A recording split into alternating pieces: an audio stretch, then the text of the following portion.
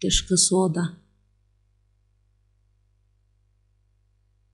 Сальдо деген сөз, тышкы соода сальдасы, айырма деген түшүндүрөт. Экспорт менен импорттун ортосундагы импорттун кемиткендеги айырмасы. Экспорт жогору, эгерде экспорт жогору, импорт төмөн болсо, тышкы соода сальдасы активдүү.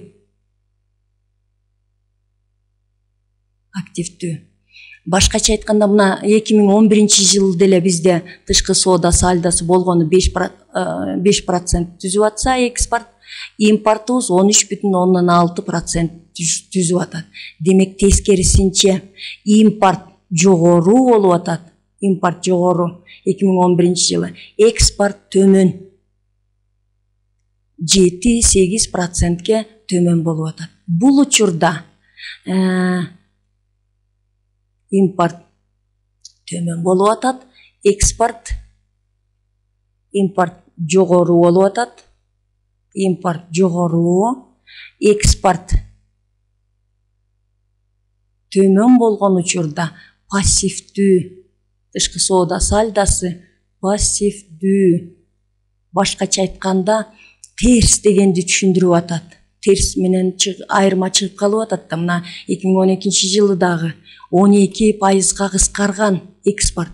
Экспорт абдан төмөндөп кетти деген сөз. Импорт жогорулап атат. Тышкы соода сальдабыз пассивдүү. Бул абдан биз чет өлкөнү карап калдык. Алардын өндүргөн чет өлкөлөрдүн, Кытайдын, Россиянын, Казакстандын ички дүң продукту өсүп атат, ал эми Кыргызстандыкы абдан төмөндөп атат дегенди түшүндүрөт. Тышкы соодада, эл аралык соодада ушул мамлекеттердин адистешүүсү жүрөт. Мамлекеттер өз шартына, климаттык шарты, географиялык абалына жараша мамлекеттер эмне өндүрүүгө, кен байлыктарына жараша адистешет.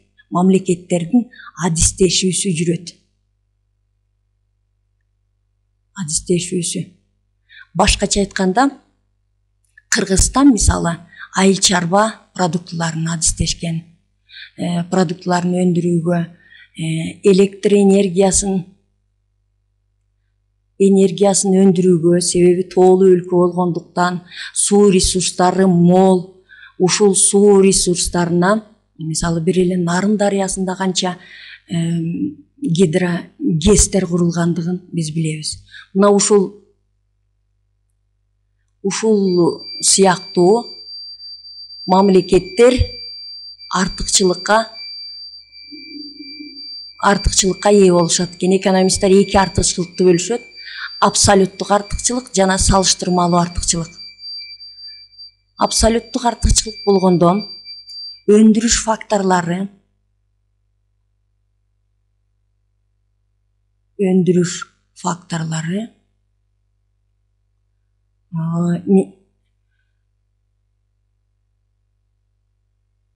абсолюттук артыкчылыкта өндүрүш факторлор же болбосо өндүрүштүк чыгымдар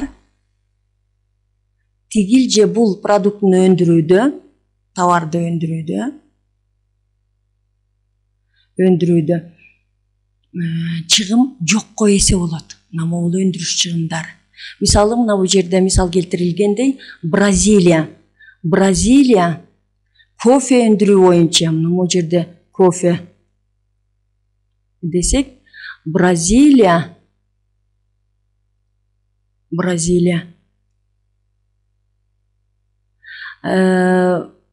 Кыргызстанга салыштырмалуу, Кыргызстанга карата, мына Кыргыз Республикасында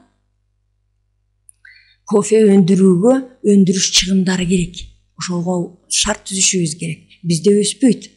Ал эми бул жерде керек болсо өзүлөрү эле өсүп атат. Же болбосо Эквадордогу бананды мисал келтирели. Банан Эквадордо өзү эле адырларда өсүп атат. Эч кандай өндүрүш чыгымдары жок. Ошон үчүн Эквадор же болбосо банан өндүрүү боюнча, Бразилия кофе өндүрүү боюнча, чай, Цейлон, Индия чай өндүрүү боюнча Кыргызстанга карата абсолюттук артыкчылыкка ээ болуп атат. Ал эми Кыргызстан болсо Арсланбап жаңгагын биз билебиз, же болбосо минералдык сууларды билебиз.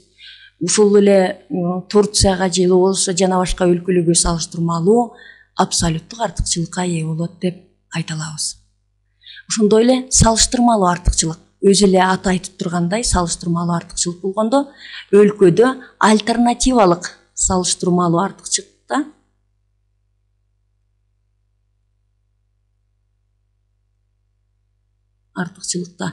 альтернативалык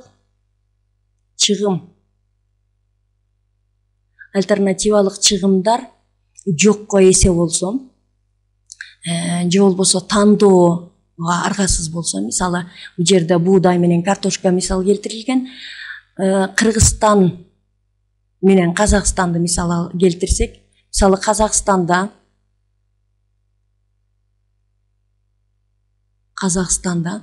буудай дагы картошка да өсөт. Ал эми Кыргызстанда болсо, Кыргызстанда дагы буудай да картошка да өсөт.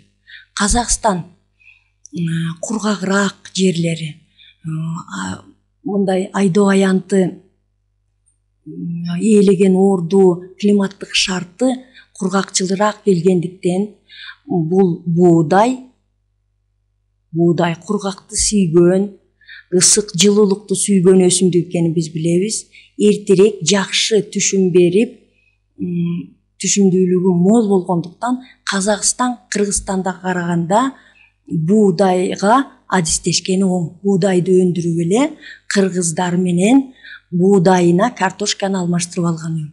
Ал эми Кыргызстан картошканы өндүрүүгө адистешкени оң. Мына ушул салыштырмалуу артыкчылык.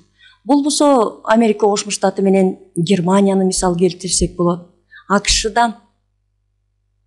Америка Кошмо Штатында АКШ анан Германия эки өлкөдө тең компьютер өндүрүү, анан машина куруу